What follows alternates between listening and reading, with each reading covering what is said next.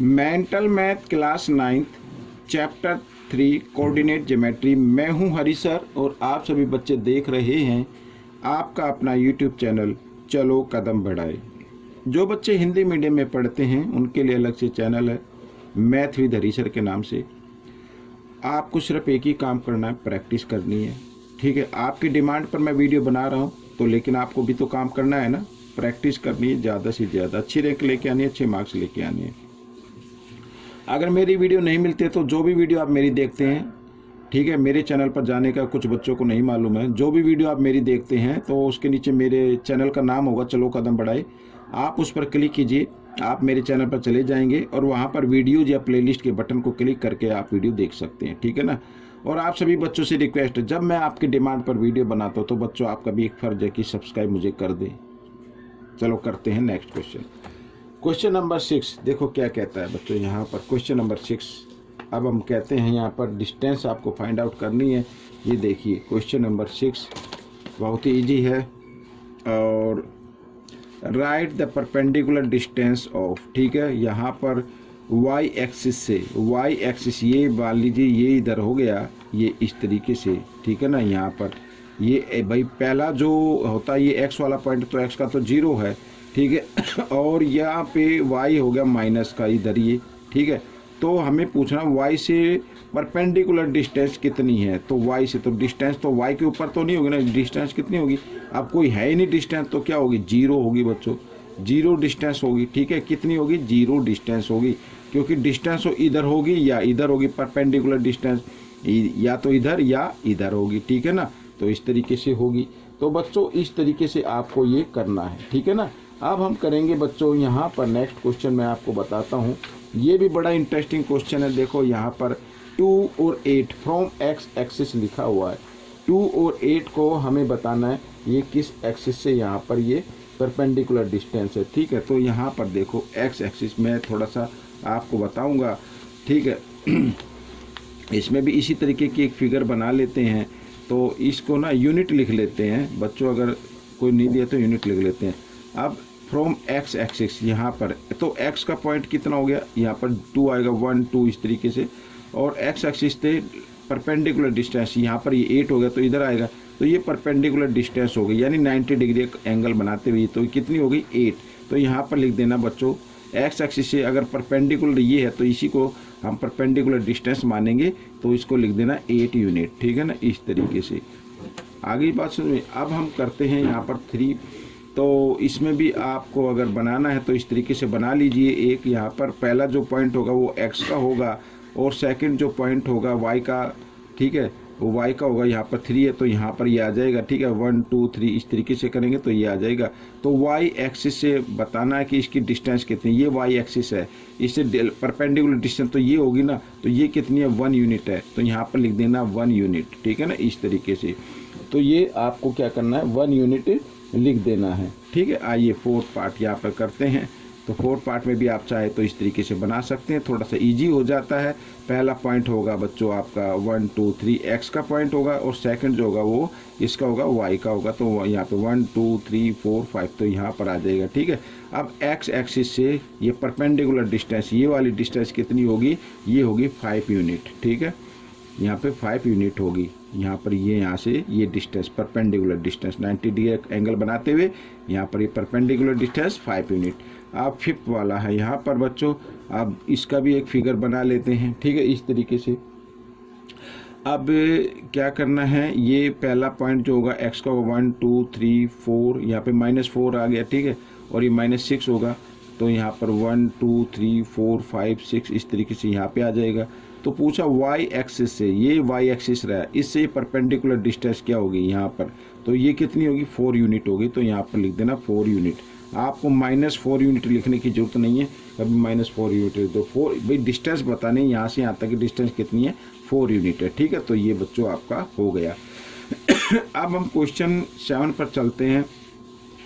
अब यहाँ पर बच्चों जो दिया हुआ है वो आपको बताना है, एक्सिस बताना है।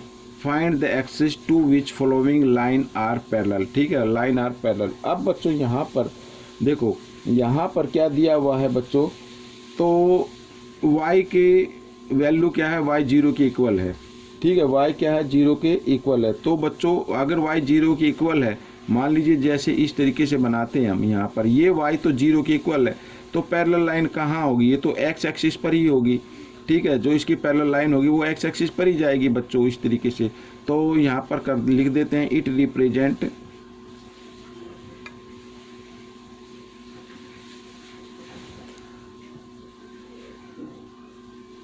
ऑन x एक्सिस, इस तरीके से। ठीक है, अब यहाँ पर सेकंड वाला, अब इसको सोल्व करना पड़ेगा। पहले आपको x की वैल्यू निकालनी है, तो ये -6 इधर आकर ये +6 हो जाएगा, और 3 इधर मल्टीप्लाई में इधर आकर ये डिवाइड में हो जाएगा। इस 3 बन जाती है, 3 2 जा 6, तो x की वैल्यू क्या आ गई 2 आ गई। तो x इक्वल 2 है। यहाँ पर मान लीजिए हम इस तरीके से बनाते हैं, तो यहाँ पर ये x की वैल्यू क्या हो गई 2 हो गई यहाँ पर, इस तरीके से। ठीक है ना, तो इसके पैरेलल जो लाइन होगी, अब पैरेलल लाइन होगी ऐसे तो जाएगी नहीं, पैरेलल तो ऐसे आएगी, तो y के पैरेलल आएगी। ठीक है, पैरेलल यहाँ पर लिख देंगे y एक्सिस लिख देना है। ठीक है, find the axis, y axis लिख दो इस तरीके से। ठीक है, तो बच्चों इस तरीके से ये करना है। तो बच्चों यहाँ पर थर्ड पार्ट क्या कहता है देखो। ठीक है, अब बच्चों आपको मैं एक चीज़ बता देता हूँ। ठीक है, एक चीज़ मैं आपको बता देता हूँ कि अगर x का कोई पॉइंट गिवन है, यहाँ पर ये माइनस है, -1 -2 ये मान लीजिए, तो वो y के पैरेलल होगा। ठीक है, किसके पैरेलल होगा, y के, यानी y एक्सिस पर होगा। इसकी जो पैरेलल लाइन बनेगी वो y एक्सिस के अकॉर्डिंग बनेगी। ठीक है, और यहाँ पर जैसे 0 आ रही है x0, तो ये रिप्रेजेंट किस पर करेगा, ये y पर रिप्रेजेंट करेगा। x की अगर 0 है यहाँ पर, तो ये y पर क्या करेगा, रिप्रेजेंट करेगा। ठीक है, तो यहाँ पर मैं लिख देता हूँ इस तरीके से,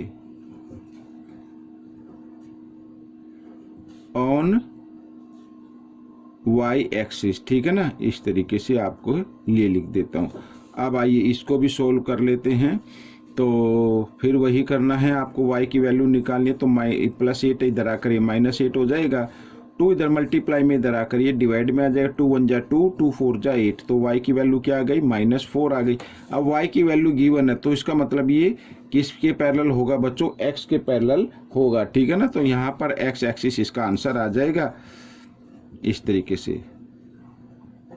ठीक है, ये एक्सिस के बताना था कि किसके पैरेलल होगा। तो बच्चों ये क्वेश्चन हो गया। क्वेश्चन नंबर अब हम 8 करने वाले हैं। ये रहा 8, क्वेश्चन नंबर 8। ठीक है, ये देखो, हाँ, ये भी बड़ा इजी क्वेश्चन है, बहुत ही छोटे छोटे क्वेश्चन हैं। आपको सिर्फ इसको वीडियो को देखकर प्रैक्टिस करनी है बच्चों, तभी आपके लिए इजी होगा। अदरवाइज अगर आपको कुछ नहीं आएगा, मान लीजिए आपको अगर ये कहे 5th क्लास के लिए, तो 5th क्लास वालों के तो ये काफ़ी डिफिकल्ट होगा ना, क्योंकि उन्होंने सीखा नहीं है ना, वो सीखने की ट्राई करते हैं।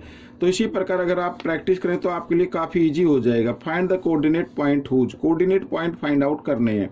तो कोऑर्डिनेट पॉइंट फाइंड आउट करने हैं बच्चों, ये एब्सिसा जो होता है ये एक्स वाला पॉइंट मानते हैं, और जो ऑर्डिनेट होता है ये हम मानते हैं वाई वाला पॉइंट। ठीक है ना, तो बच्चों एब्सिसा मैंने क्या बताया, एब्सिसा जो होगा वो एक्स वाला पॉइंट माना जाएगा, ऑर्डिनेट जो होगा वाई वाला पॉइंट माना जाएगा।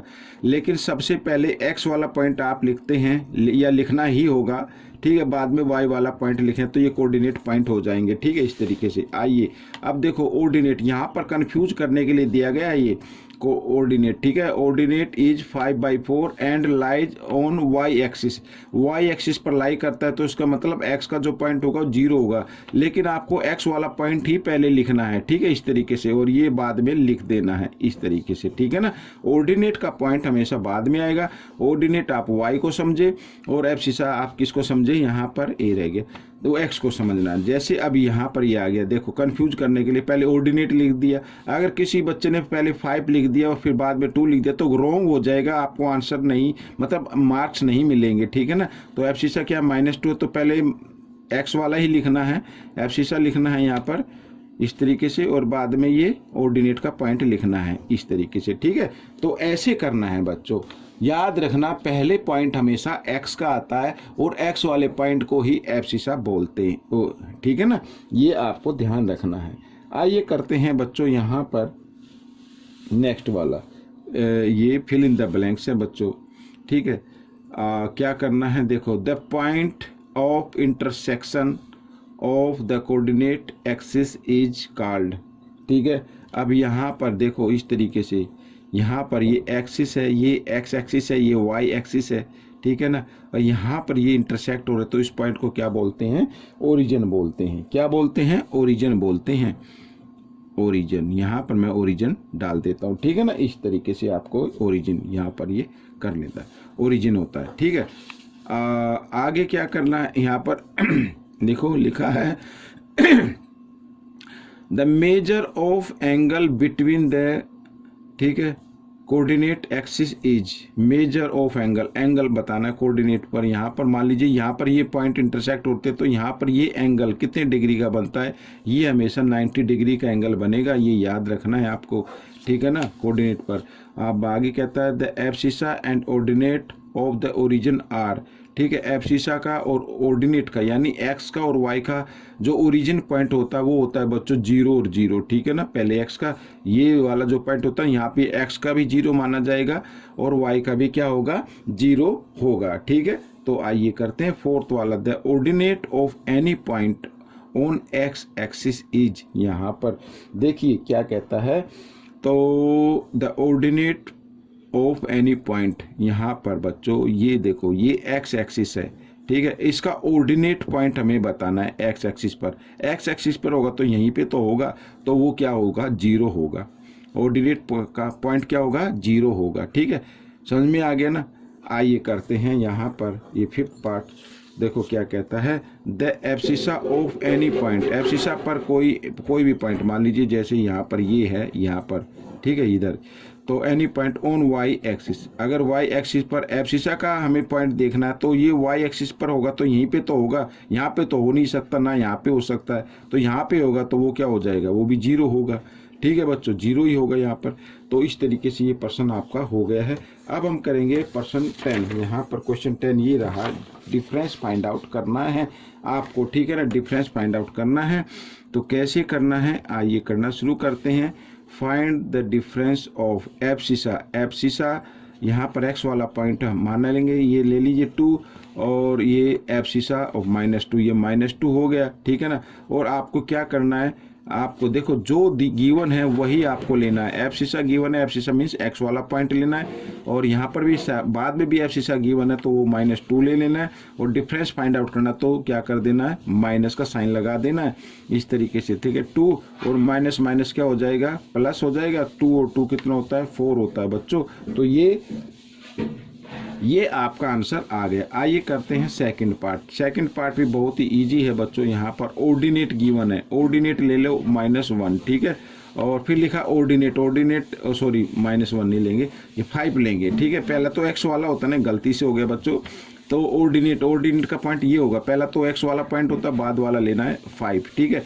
एंड ऑर्डिनेट ऑफ, यहाँ पर ये ऑर्डिनेट होगा 3, तो इनका अगर हमें डिफरेंस फाइंड आउट करना तो माइनस का साइन लगाना पड़ेगा, और 5 में से 3 माइनस करेंगे कितना आ जाएगा, 2 आ जाएगा।